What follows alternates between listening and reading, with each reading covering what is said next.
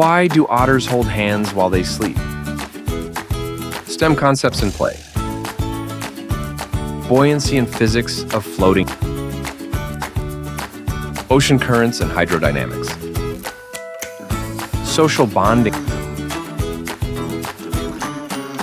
What does it all mean? Otters have dense fur that traps air, helping them float on water. Holding hands or rafting prevents them from drifting apart due to water currents.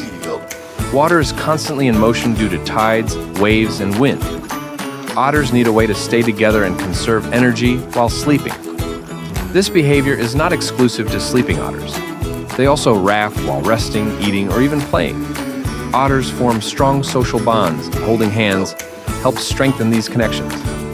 It also provides protection from predators, keeping them in groups.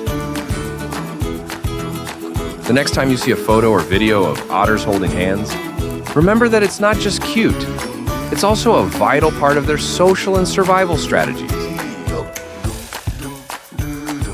Hungry for more? Check out our other videos on this channel.